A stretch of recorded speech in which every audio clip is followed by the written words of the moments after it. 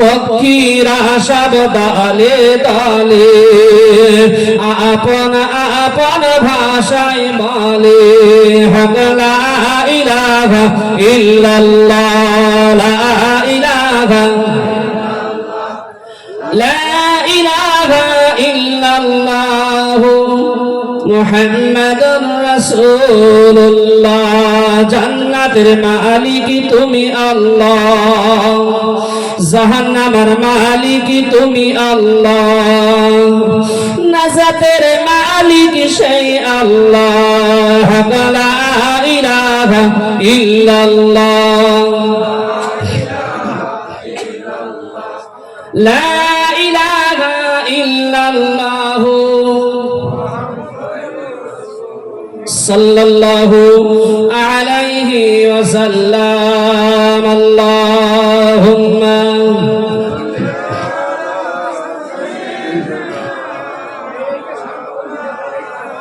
ওয়ালা আলি সাইয়্যিদিনা ও তশরিফ লায়ে শফিউল উমাম ও তশরিফ লায়ে শফিউল উমাম। जहाँ झूम उठाते हैं जहाँ झूम उठाते हैं खुदा की कसम ओ तशरीफ लाए शफीउल उमम। नारा तकबीर नारा तकबीर ओ तशरीफ लाए शफीउल उमम। हर कैसे मेरा रहमत की बारिश हुई है के बुतों की पाँव में लाजिश हुई है के मिट जाएंगे अब तो के मिट जाएंगे अब तो जुल्म और सितम ओ तशरीफ लाए खुदा की कसम। अल्लाहुम्मा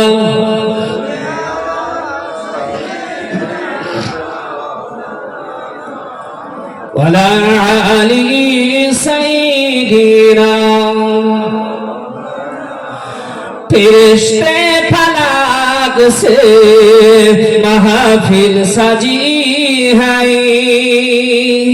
के नबी की मोहब्बत में माई सब पिए है। फरिश्ते फलाक से महफिल सजी है नबी का मोहब्बत में माई सब पिए है। सभी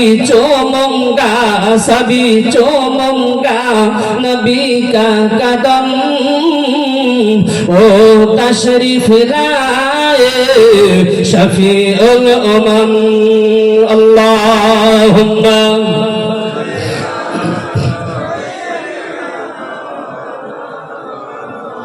वला अली सय्यिदीना। फरिश्ते फलाक से चली आ रही है के कलियाओं की मोहब्बत में माई सब पिए हैं के मिट जाएंगे अब तो के मिट जाएंगे अब तो जुल्म और सितम ओ तशरीफ लाए शफीउल उमम। हर किस्म रहमत के बारिश हुई है के बुतों की पाँव में लाजिश हुई है। सभी चूमूंगा नबी का कदम ओ तशरीफ लाए शफीउल उमम। अल्लाहुम्मा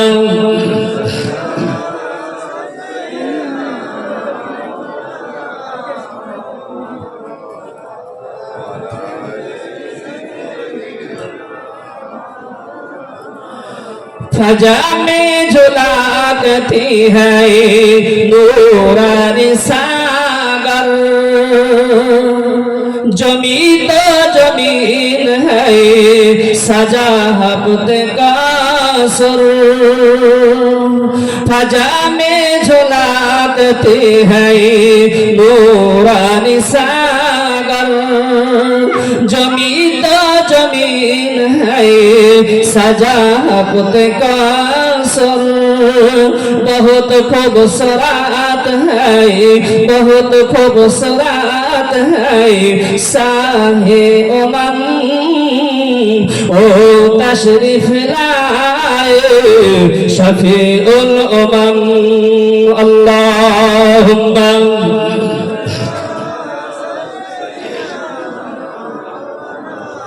वला आली सय्यिदीना। उपस्थित শ্রদ্ধেয় ইমাম সাহেব ভাই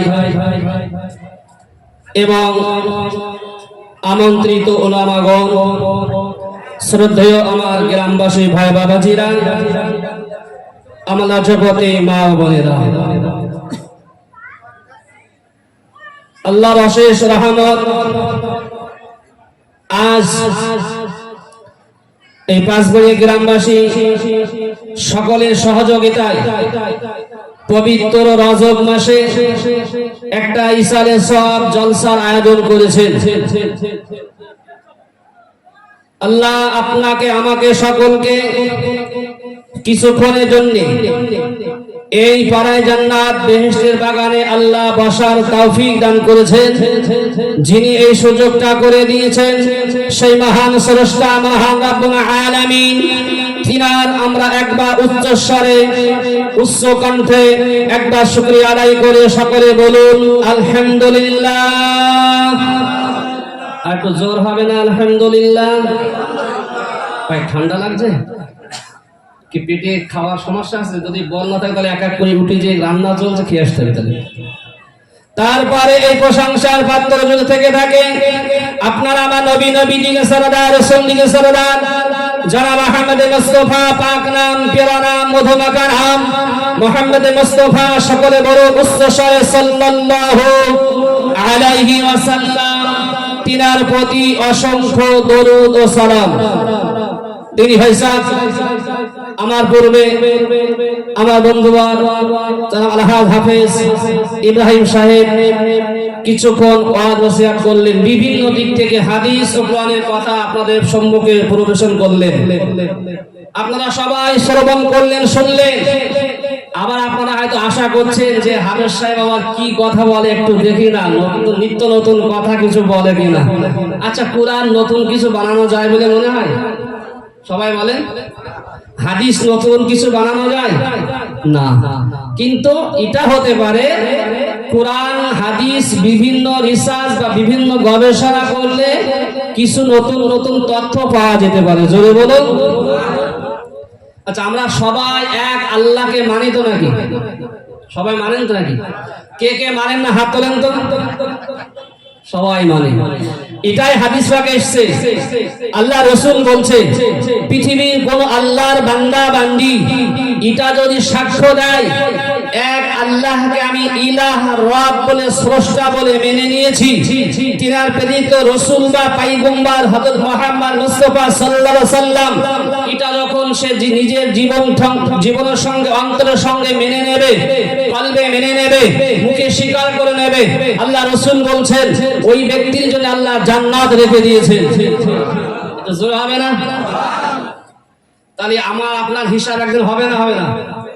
হবে না? হবে। সেই নবী, বিশ্ব নবী হুজুর পাক সাল্লাল্লাহু আলাইহি ওয়াসাল্লাম হাদিস পাকে বলেছেন ইত্তাকিল্লাহ হাইসুমা কুনতা, তোমরা যেখানে থাকো না কেন আল্লাহকে ভয় করো। হাদিসটা তিরমিজি শরীফে 1955 নম্বর হাদিস। 1955 বার নেটের যুগ, সঙ্গে সঙ্গে এখানে গুগলে সার্চ করবেন, চলে আসবে। আল্লাহ রাসূল আপনার আমার নবী বিশ্ব নবী হুজুর পাক সাল্লাল্লাহু জানিয়ে দিয়েছেন, হাদিসটা হযরত আবু হুরায়রা রাদিয়াল্লাহু তাআলা আনহু থেকে বর্ণিত। তিনি বলেন, আল্লাহ রাসূল জানিয়ে দিয়েছেন, তোমরা যেখানে থাকো না কেন আল্লাহ পাককে ভয় করো। আল্লাহর ভয় আপনার আমার অন্তরে যদি থাকে, আপনার আমার দ্বারাই কখনো গুনাহ সম্ভব হবে না। আল্লাহ কোরআন পাকে 4 পারায় জানিয়ে দিচ্ছেন, বিসমিল্লাহির রহমানির রহিম, ইয়া আইয়ুহাল্লাযীনা আমানুত্তাকুল্লাহা হাক্কা তুকাতিহি ওয়া লা তামুতুন্না ইল্লা ওয়া আনতুম মুসলিমুন। আল্লাহ পাক জানিয়ে দিয়েছেন, হে আমার বিশ্বাসী ঈমানদার বান্দা বান্দীগণেরা, তোমরা আমাকে ভয় করো, আমি আল্লাহকে ভয় করো, ভয় করার মতন ভয় করো।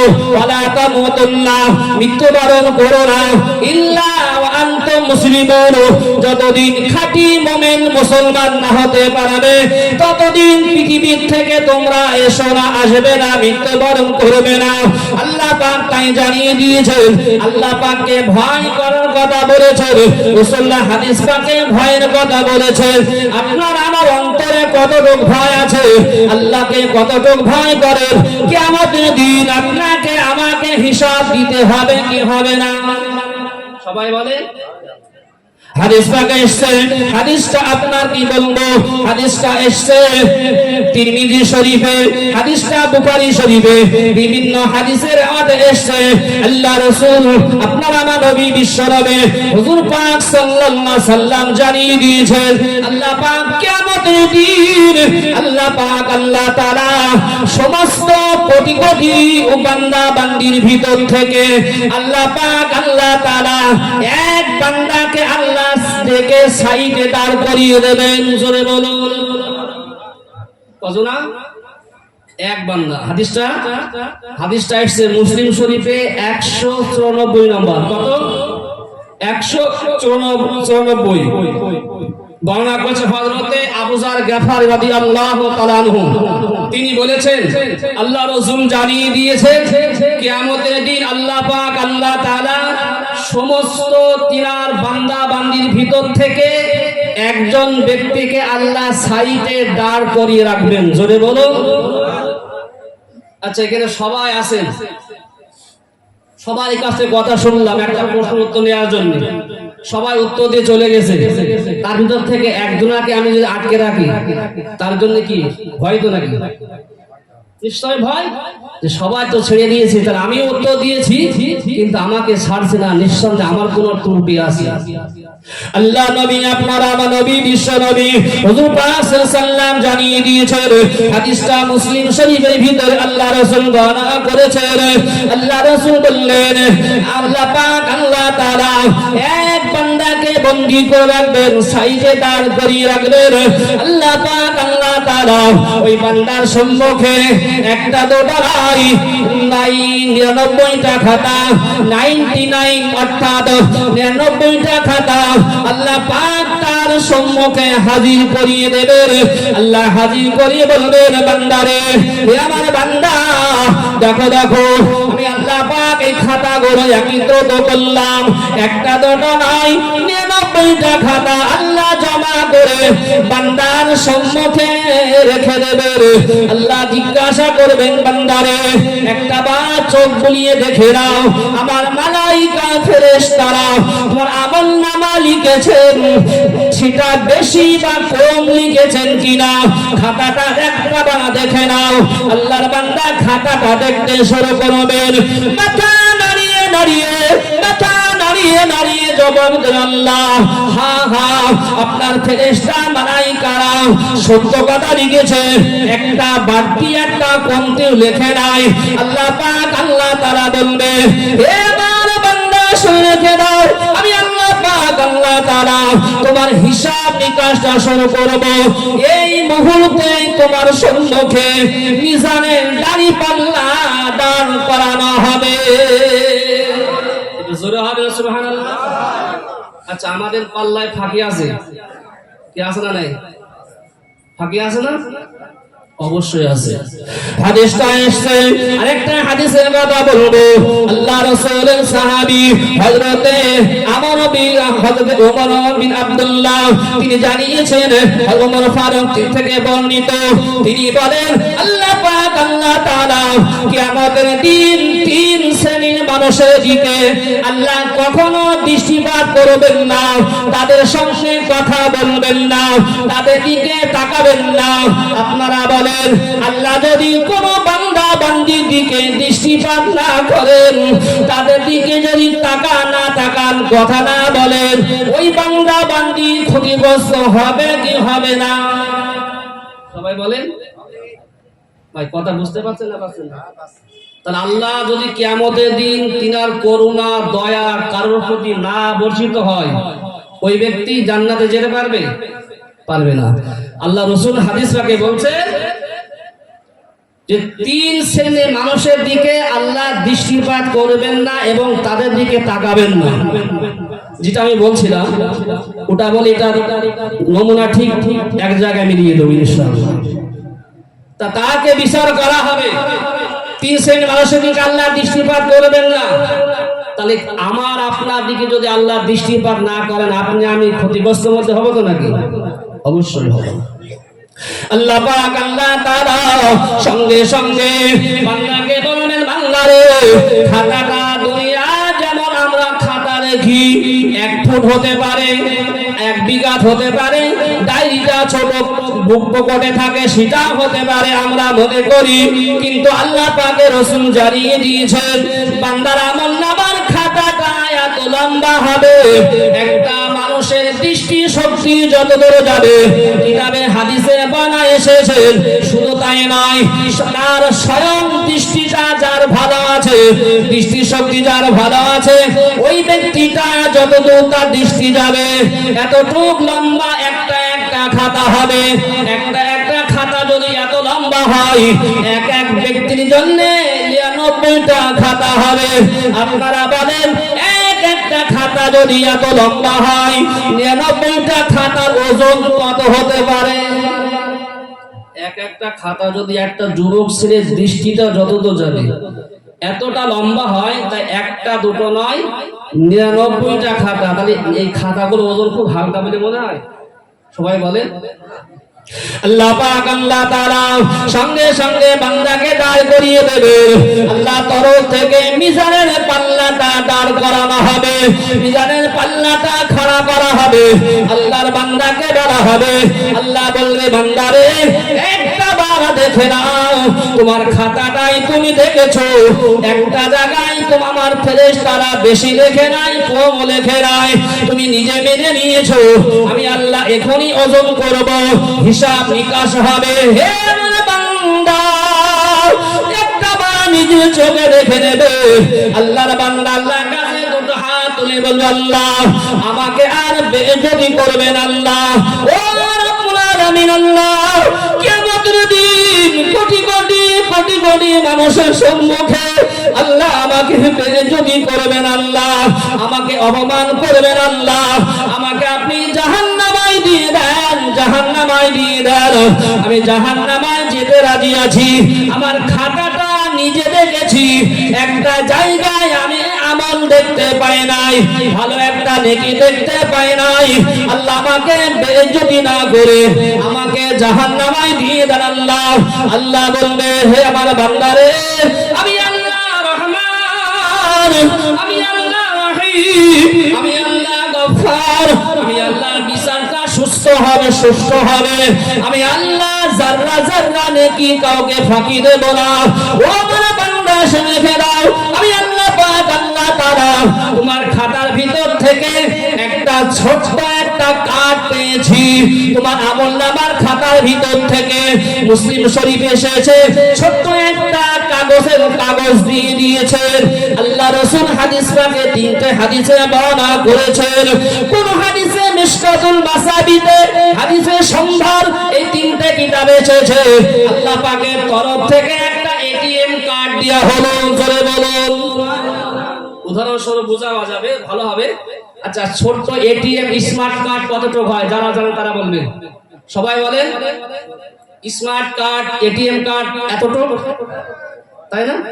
আচ্ছা, এতটুকু যদি এটিএম কার্ড যদি হয়, আপনার অ্যাকাউন্টে যদি 10 কোটি টাকা থাকে, উদাহরণস্বরূপ বলছি, এতটুকু কার্ড হতে পারে 10 কোটি এটিএম কার্ডে সেই টাকাটা অ্যাকাউন্টে যদি থাকে, ওই কার্ডের দ্বারা তোলা সম্ভব?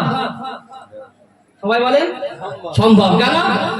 অ্যাকাউন্টে যদি টাকা থাকে, এটিএম কার্ড মেশিনে শো করলে, মেশিনে দিলে আপনি 40,000 এটিএম কার্ডে একবারে তুলতে পারবেন, দিনে 3 বার বা 5 বার তুলতে পারবেন। আচ্ছা, যদি এটিএম কার্ড আপনার আছে, অ্যাকাউন্টে ব্যালেন্স নাই, কার্ড দিলে কাজ হবে? কথা বলছেন না তো? আমার কথা বুঝতে পারছেন না? হাদিসে ব্যাখ্যায় এসেছে, হাদিসে সংখ্যার কিতাবে এসেছে, আল্লাহর তরফ থেকে একটা এটিএম কার্ড দেওয়া হলো। মুসলিম শরীফে হাদিসে এসেছে, রাসূলুল্লাহ বললেন ছোট্ট একটা কাগজের টুকরা দেওয়া হলো। আল্লাহর তরফ থেকে বান্দার হাতে এটিএম কার্ডটা দিয়ে দিলেন। আল্লাহর বান্দা এটিএম কার্ডটা হাতে নিয়ে কান্নাকাটি করছে, আল্লাহ 99টা খাতা এক পাল্লায় চাপিয়ে দিয়েছেন। আল্লাহ, এত বড় বড় খাতার সম্মুখে একটা ছোট্ট এটিএম কার্ড আমার হাতে দিয়েছে, আপনার পাল্লায় দিতে বলেছেন। আল্লাহ, এত বড় খাতার সম্মুখে ছোট্ট একটা এটিএম কার্ডের লাভ হতে পারে না। আল্লাহ বলবেন বান্দারে, না না না না, আমি আল্লাহ সঠিক বিচার না করে জান্নাত জাহান্নাম নির্ধারণ করতে পারি না। আল্লাহর বান্দা অবশ্যই তখন এটিএম কার্ডটা এক পাল্লায় দিয়ে দেবেন, বিধানের পাল্লায় চাপিয়ে দেবেন, এক পাল্লায় 99টা খাতা চাপানো হবে। আল্লাহর তরফ থেকে দেখা যাবে আল্লাহর বান্দার এটিএম কার্ডের পাল্লাটা ভারী হয়ে গেছে। একটু জোরে হবে না? সুবহানাল্লাহ, নারা দেবে। কার্ড কতটুকু ছোট্ট, আমি যে কথা বললাম, 8 কোটি 5 কোটি 4 কোটি টাকা যদি অ্যাকাউন্টে থাকে, এটিএম ছোট কার্ড হলে তার মূল্য আছে। আচ্ছা, এবার হাদিসে বলে ওই কার্ডটাই কি ছিল? এত 99টা খাতা একদিকে, আর একদিকে ছোট্ট একটা এটিএম কার্ড বা একটা ছোট্ট কাগজের টুকরা দেওয়া হলো। তারপরে এই পাল্লাটা ভারী হলো, কার্ডটাই কি লেখা ছিল? আল্লাহ পাকের রাসূল জানিয়ে দিয়েছেন, আল্লাহ পাকের তরফ থেকে আল্লাহর বান্দার আমলনামার খাতার ভিতর থেকে ওই বান্দাটার আমলনামায় একটা জায়গায় ছিল, আশহাদু আল্লা ইলাহা ইল্লাল্লাহ ওয়া আশহাদু আন্না মুহাম্মাদান আবদুহু ওয়া রাসূলুহু। কালিমা শাহাদাতটা পাঠ করেছিলেন। উদাহরণস্বরূপ বোঝাবার জন্য বলছি, আপনারা এখানে বসে পাঠ করেছেন কালিমা শাহাদাতটা, কালিমা তৈয়বটা পাঠ করেছেন, আল্লাহ পাক এটাই কবুল করে নিয়েছেন। আপনার আমলনামার খাতায় ফেরেশতারা লিখে দিয়েছেন। এতটুকু আমলের দ্বারাই কিয়ামতের দিন আল্লাহ পাক বিচার করবেন, যখন আপনার নেকির পাল্লাটা আল্লাহ ভারী করে দেবে। সুবহানাল্লাহ, নারা তাকবীর। এই হাদিসে বর্ণনা এসেছে। পর আরেকটা হাদিস এসেছে, আল্লাহ নবী নূহ আলাইহিস সালাম, একই হাদিসে বর্ণনা এসেছে। পরে হাদিসটা এসেছে আল্লাহ নবী নূহ আলাইহিস সালাম, হাদিসের সংখ্যা 9 নম্বর হাদিস, আগেরটা 8 নম্বর।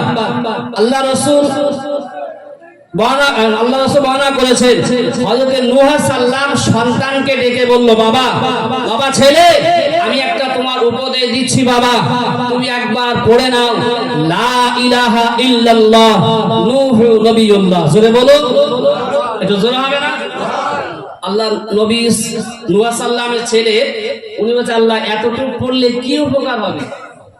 এতটুকু পাঠ করলে আমার জন্য উপকারটা কি হতে পারে? এত সামান্য একটা কলমা, যে লা ইলাহা ইল্লাল্লাহ, এটা প্রত্যেক নবী থেকে এটা ছিল। এই লা ইলাহা ইল্লাল্লাহ এটা প্রত্যেক নবীদের সময় ছিল। যখন যে নবী এসেছে সেই নবীর নামটা পাল্টে গেছে।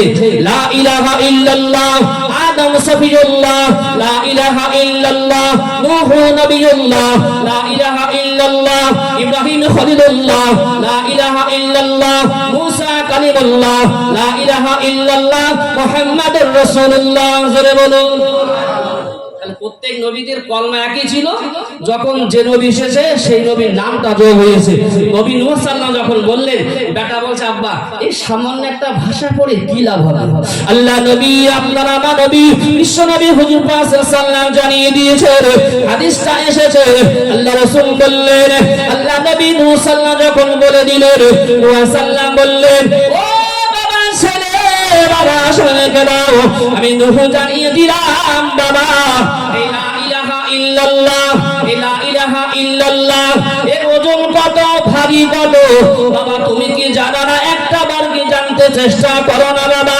ও বাবা ছেলে শুনে গেলাম, আমি নূহ নবী জানিয়ে দিলাম तमाम পৃথিবীটা, আসমান জমিন পাহাড় পর্বত, तमाम পৃথিবীটা যদি একটা গোল করে বল বানানো হয়, तमाम পৃথিবী যা আছে, আসমান জমিন সাগর নদী পাহাড় পর্বত যা আছে, সব কিছু যদি একটা বলের মতন গোল বানানো হয়, আল্লাহ নবী সাল্লাল্লাহু বললেন, ও বাবা ছেলে, तमाम পৃথিবী যদি আকাশ আসমান জমিন আসমান পাহাড় পর্বত সব আসমান সব এবং জমিন সব কিছু মিলে যদি একটা বলের মতন গোল বানানো হয়, ওই বলটার উপরে যদি লা ইলাহা ইল্লাল্লাহ রাখা হয়, বলটা চূর্ণ বিচূর্ণ হয়ে ভেঙে যাবে।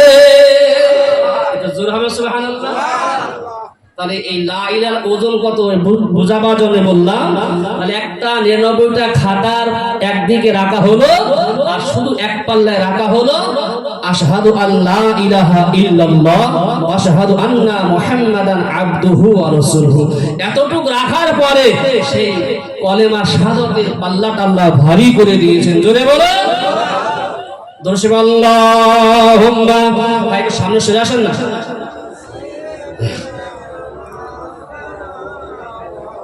ওয়ালা আলি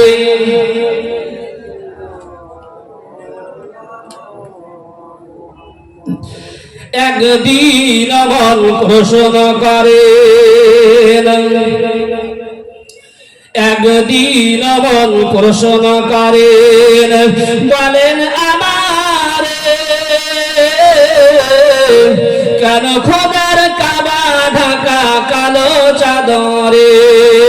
একদিন আমল প্রশ্ন করেন, বলেন আমার কেন খোদার কাবা ঢাকা কালো চাদরে? কালোর মাঝে কি ভিদা ভেদ, কালোর মাঝে কি ভিদা ভেদ জানেন রহমান। কোন সাধনায় কালোর খোদা করলেন এর উপদান?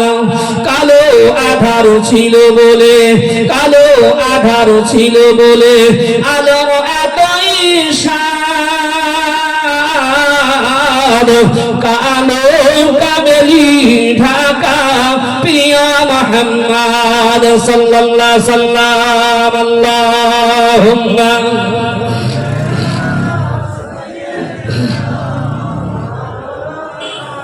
ওয়ালা আলি সাইয়্যিদিনা। আদমকে গড়িলেন আল্লাহ আলিফ আকারে, আর নূরের মুকুট পরিয়ে দিলেন আদমের শিরে।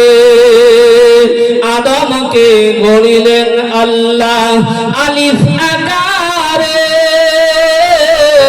আর নূরের মুকুট পরিয়ে দিলেন আদমের শিরে। তাই মাটির আদম পেল খোদার পরম আশীর্বাদ। কালো কামেলি ঢাকা প্রিয় মুহাম্মদ সাল্লাল্লাহু সাল্লাম আল্লাহুম্মা।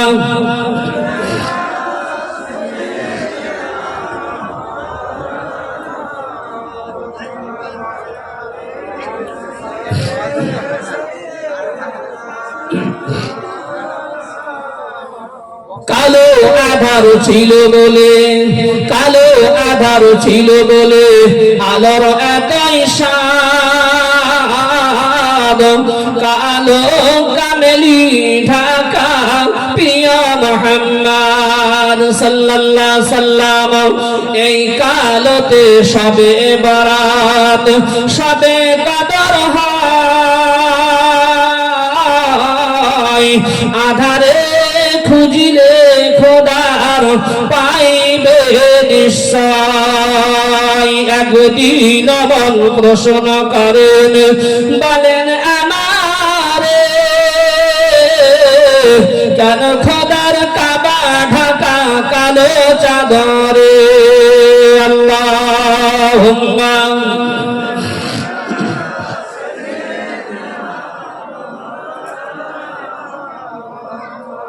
ওয়ালা আলি সাইয়্যিদিনা।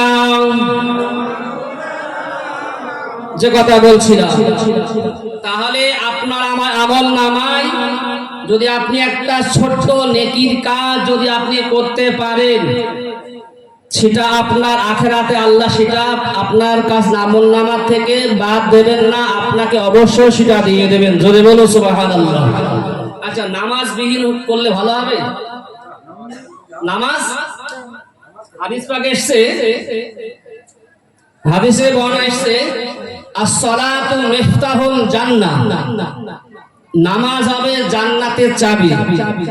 আচ্ছা, ধরে নেন আল্লাহ জান্নাতে তালা লাগানো থাকবে, এর বেনামাজিরা যদি যে লাইন দিয়ে বলে জান্নাতে যাব, যেতে পারবে বলে মনে হয়? চাবি কার কাছে?